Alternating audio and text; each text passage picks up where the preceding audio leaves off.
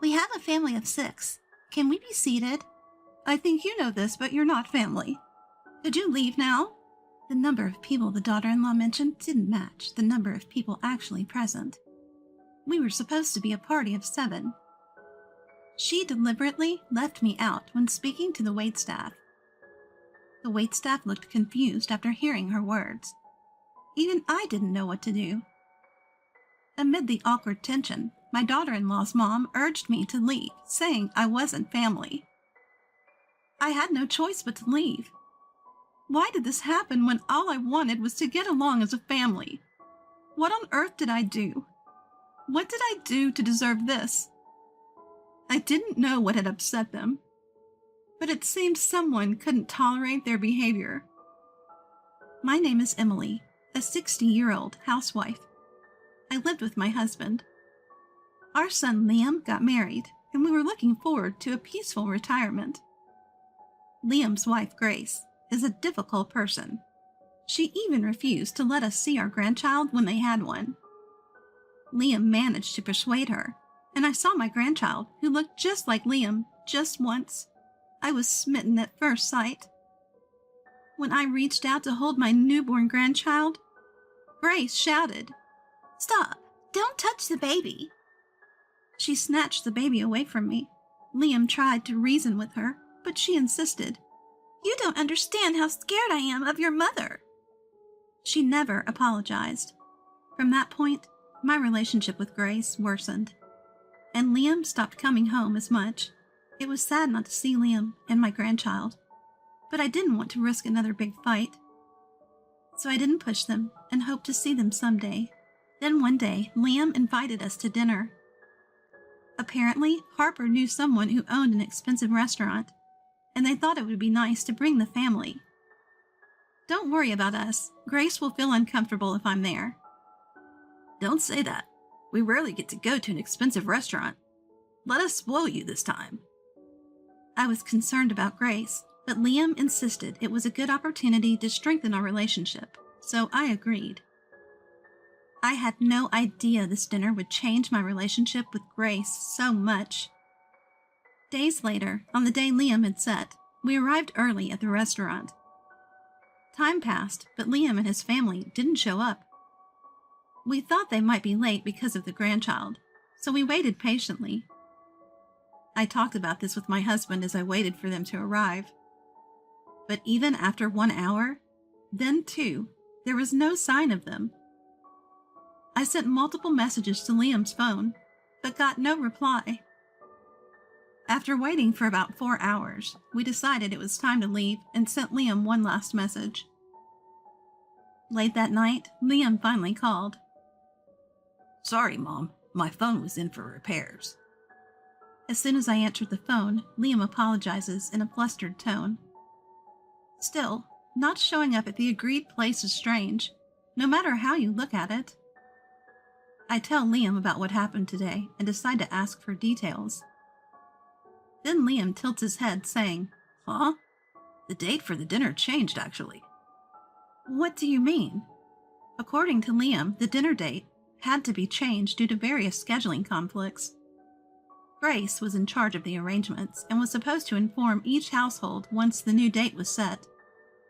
And just this morning, as if planned, Grace spilled a drink on Liam's phone.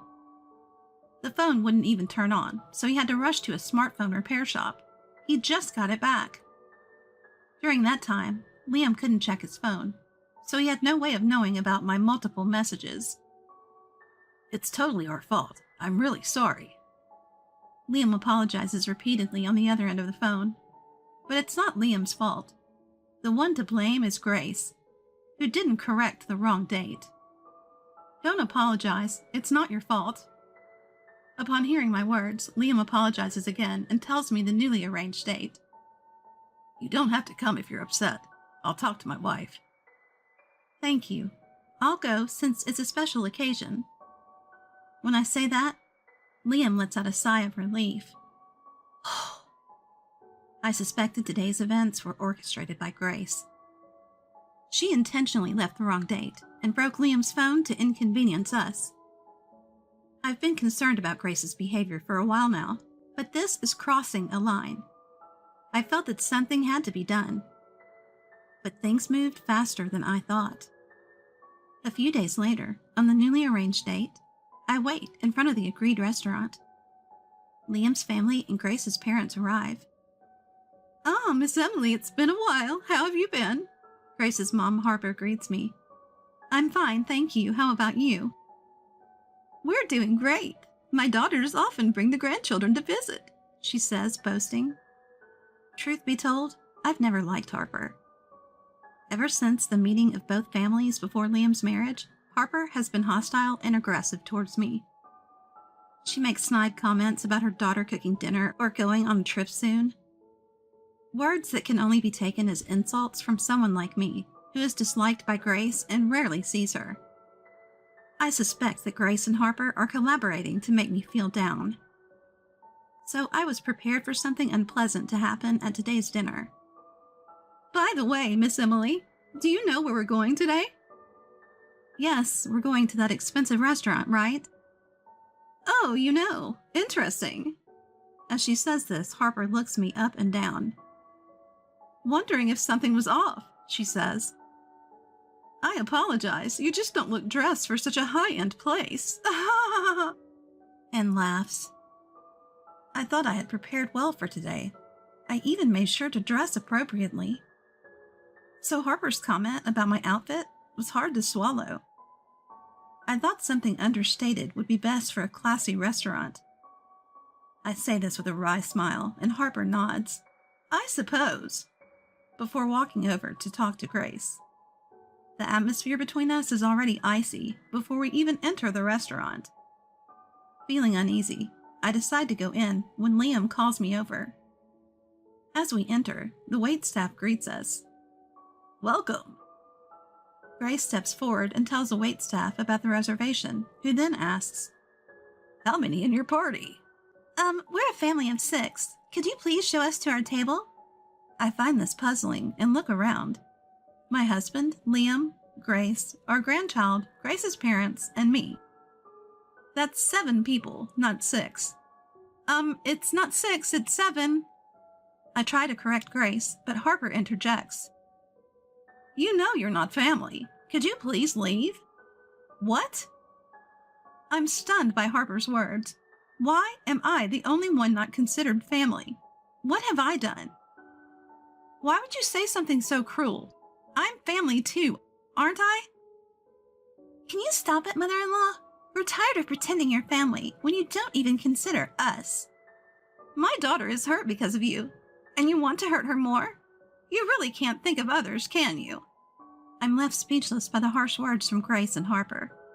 Liam tries to intervene, but Grace shouts, "You stay out of this," and he falls silent. Fine, I'll leave. I say this and exit the restaurant, as if fleeing. The waitstaff tries to stop me, but I'm beyond caring. Why am I the only one being treated this way? Why am I the only one being targeted? What have I done? I couldn't agree with Grace and Harper's attitude, but I didn't want to cause a scene, so I left. I hope they regret treating me this way. If they ever need help, I won't be there for them. With that resolve, I head home. I had no idea that the day would turn out like this. As I walk home, my phone rings. It's Grace. I'm not in the mood to talk to her, so I ignore it. Then my message notifications start pinging loudly. "Mother-in-law, where are you? Please come back. Answer the phone. Hurry." The urgency is palpable in each message. Curious, I decide to answer Grace's call. "Mother-in-law, thank God you answered. Where are you? Please come back to the restaurant right away." I'm on my way home. Why should I come back? You're the ones who kicked me out. Actually... Grace hesitates before explaining. To summarize, it turns out someone I know was at the restaurant. They saw me and wanted to say hello, but witnessed the harassment from Grace and Harper at the entrance. After I left, they confronted the two of them. "Please go back and explain to him that it wasn't harassment," Grace pleads. The man I know is still at the restaurant's entrance, apparently very angry and scolding both of them. I can hear his angry voice over the phone. "All right, I'll come back," I say, and Grace lets out a sigh of relief. but I'm not going back for her or Harper. I can't let my acquaintance continue to make a scene. I retrace my steps and hurry back to the restaurant. As I arrive, I hear the man's raised voice. His anger hasn't subsided. When he sees me, he quickly shouts, "Miss Emily! I'm sorry for causing a scene, but I couldn't stand their attitude towards you. There's no one as respectable as you, Miss Emily." "Mr. Daniel, you're exaggerating. I'm not that special." "What are you talking about? My company owes its success to you." He calms down and talks to me like he always does. Just as we're getting into our usual conversation, Grace interrupts. "Mother-in-law, how do you know this man? You seem very close, even though my father is here. Are you having an affair or something?" Harper joins in, laughing mockingly. My acquaintance's face tightens with anger again. "Miss Emily is my benefactor," he says and starts to explain. He's actually the CEO of a well-known corporation. We were friends in college. He was a shy, introverted person back then. I couldn't stand to see him so uncomfortable, so I reached out. We became close friends. He had a dream of starting a company. However, the reality is that once you start a business, things don't go well. But when he tried, he faced financial difficulties. I lent him a small amount of money, something a housewife could afford. Even though it was just that, he cried and thanked me, saying, "I'll definitely repay you someday." He thanked me tearfully and promised to repay the favor. And he did, turning his company into a major success. "I'm eternally grateful to Miss Emily," he says, making me a bit embarrassed. But Grace and Harper turn red with anger. "That's so unfair. Why does mother-in-law get all the good things? I've worked much harder."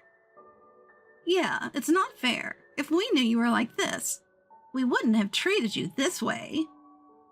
Grace and Harper start making a scene, shouting loudly. Seeing this, Grace's dad, my husband, and Liam are taken aback. This is all on them. If they had behaved better, none of this would have happened. "Your hearts aren't as pure as Miss Emily's. If you're jealous, reflect on your own actions first," Mr. Daniel says. Even then, Grace and Harper start causing a ruckus right at the restaurant entrance. "Enough is enough." The one who shouts at them is Liam. "How dare you treat someone's mother like this? I never thought you two could be so awful. I'm disappointed. Please just go home." At Liam's words, Grace and Harper turned pale. "Liam, calm down. Why are you saying such terrible things?" Grace tries to cozy up to Liam, but he shakes her off. He turns to my husband and me and says, "Let's go." We leave the restaurant, ignoring Grace's shouts of, "Wait!" Later, we enjoy a peaceful family dinner at a familiar restaurant we've always loved. After that, Liam and Grace end up getting divorced. I heard that Liam had been having doubts about Grace and Harper's attitudes for a while. Their cold behavior towards me. But he was afraid it might be a misunderstanding and kept watching. That incident made him decide to divorce. Since Grace had always been passive about parenting, Liam got custody. I also heard that Harper was asked for a divorce after that day. Grace was kicked out of the house, and now they're living in a small apartment, struggling to make ends meet. Apparently, Harper had to go to work day and night to pay compensation for the divorce case, and despite her age, she was living a very difficult life. On the other hand, Grace seems to have gone crazy after that incident and is just having fun, not thinking about Harper's hardships. Their lives falling apart seems inevitable. As for me, life has been peaceful since then. Raising a grandchild alone is tough for Liam, so they moved in with us, and we help take care of our adorable grandchild. I want to live happily ever after with my cute grandchild, Liam, and my husband.